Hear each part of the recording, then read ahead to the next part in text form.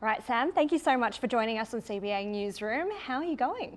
Yeah, I'm feeling good. Excited to be back in camp and excited to be back in Oz. How's the jet lag going? It's going all right. I mean, it's always a battle, but I'm used to that with lots of travel. But yeah, it's okay. It's okay for now. Yeah. Well, you'll be playing your first match on Australian home soil in 2 years when the Matildas take on New Zealand. How are you feeling about that? Yeah, I mean, it's amazing. Obviously, just like I said, being back in Australia is amazing. Being back with the girls, there's a different buzz around the team when we're back in Oz compared to overseas. So I'm feeling really excited and just trying to enjoy every moment being back with the girls. And obviously, you've been out of action for a while because of that ACL injury. How did you overcome the mindset of going through that? Was there anything different, given that you've had your fair share of difficult injuries in the past? Yeah, I think probably a lot of the same. I think I was lucky. I had a long time without any injuries, and then to go back to being injured was quite tough. But I think it's the same as any injury, really. A lot of hard work, dedication, and sacrifice, and it's not easy, but I guess that's what sport's about, right? And yeah, just had to be resilient and keep showing up every day. Yeah, for sure. Now you've come back with a bang, having scored in your first appearance back for Chelsea, and then you scored a couple of goals in the Women's Champions League as well. How are you feeling about that? It gives you a real confidence boost, doesn't it? Yeah, I mean, as a striker, it's always nice to score, of course, and I think coming off such a long injury, it was kind of nice to just get the monkey off my back and just kind of enjoy being back out there and not have the pressure of scoring. But I think now that I've scored a couple, I've got that drive back to want to score 20 goals a season and put the pressure straight back on. So it was a short-lived, no pressure time in my career, I guess. But no, I'm just loving being back out there and hopefully can score some more. It just makes you hungry for more goals. Definitely. Yeah. Now, ACL injuries can be career defining. What advice would you give to young players who face similar setbacks? Yeah, I think the biggest bit of advice I would give is just live your own journey. Every ACL is so different. You can't compare. I mean, every injury is so different, to be honest. You can't compare yourself to others and where they're at in theirs. I think just staying in your own lane and focusing on the next task in front of you, that definitely helped for me rather than trying to catch other people or rush the process. I think it's a long and hard process, so just focus one day at a time. And you've had some great support around you, right? Yeah, I'm lucky. I've obviously in a high performance area at Chelsea, and then obviously with the national team backing behind me, but I also have great friends and family, which is the most important part. So leaning on them has been a real big part of my injury journey. You've spoken about being 100% match fit, but you still need more miles in your legs. With the upcoming games, what are you hoping to achieve on an individual level, but also for the national team?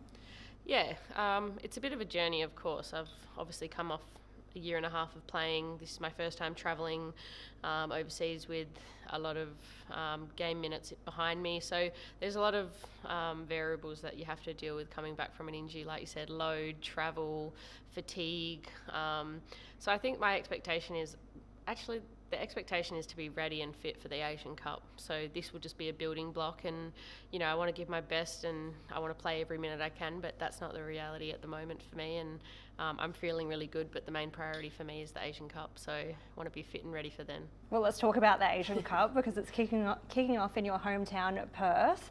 How are you feeling about that and being able to, play in front of family, friends and local fans? Yeah, it feels awesome. I mean, I obviously had the privilege of being at the World Cup in 2023, but unfortunately we didn't get a Perth game, and I was pretty disappointed about it.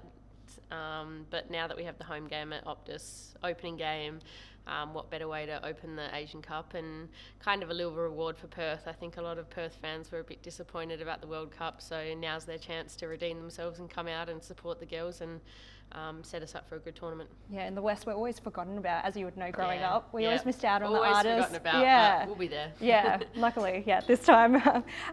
This is one of the last international windows before the Asian Cup. How will you approach these matches?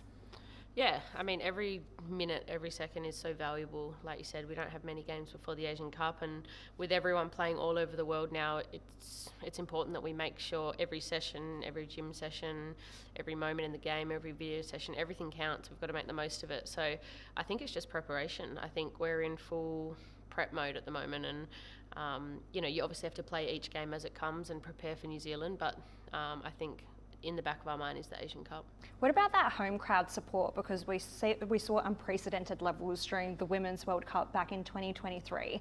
How much does that home support make a difference, especially during those challenging matches? Yeah, I mean, the home support is amazing, especially like the buzz you get from walking out of the tunnel and the fans going wild. And I mean, I think if you look back, we've probably had some of our best performances over the last few years at home, and individuals have had their best games at home, and that's no surprise, because when you play in front of your friends and family and then fans wearing your jerseys, it's just special. And to sing the national anthem and have the fans behind you, there's just something different about being overseas and kind of being the away team. Yeah, it just feels way better.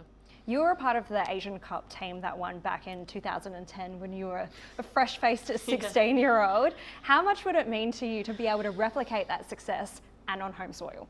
Oh, that would be a dream come true. I mean, when I won the Asian Cup back in 2010, I thought this is going to happen every time we go to the Asian Cup, and we haven't done it since. So I think full circle moment, it kind of shows how important this tournament is to not only me as an individual, but the whole group. This would be massive for us, and I think for so many of us, we've been together for so long, this would be an amazing tournament for us to win, to give back to the fans, give back to the federation, give back to everyone, and just kind of be, we did this, we did it again. Yeah, could you imagine the celebrations across the country? Would we get that public holiday? I don't know, you'd have to talk to whoever's in charge at the moment, but yeah, I mean, we can definitely advocate for it. Everyone will get behind us, but I think as a team, we want to just focus on the one game ahead and not put too much pressure on it, but we'll be asking for it for the fans as giving back to them if we win it. Yeah, for sure. Everyone would be happy with that. You've been a strong advocate for grassroots football and supported initiatives like CommBank's Growing Football Fund.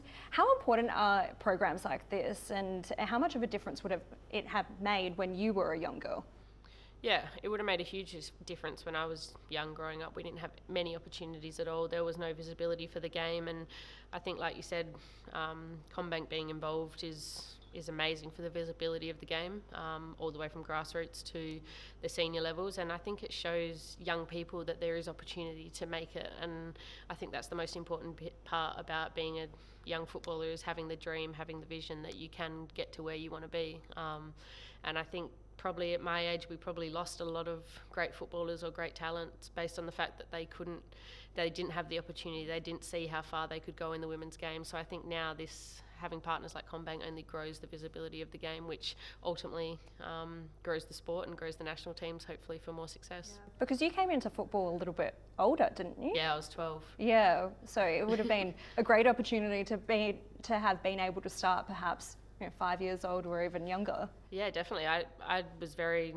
AFL only, and I wasn't even really aware of football being big in the women's game. So I think back in the day, if I was seeing the Matildas at that time on billboards or on TV, it would just open your eyes to a whole new world. Yeah, it definitely would have made a huge difference. For young players starting out, how powerful is it to know there's a partner like CommBank backing the game? I think it's super powerful. Like I just said, it's to be able to see where you want to go is a huge thing as a kid, and you can't dream of something unless you've seen it. And I think for CommBank to be showing the all national teams football, now they're with the Socceroos, which is amazing. It shows young kids now their favourite player, their heroes on billboards or wherever it may be, that one day that can be them. And I think that's the most powerful gift in the world, is giving someone the ability to dream of something. Yeah, for sure. And now the next generation includes your baby boy. Congratulations. Thank you. How has that changed your outlook, motherhood, on football in the future?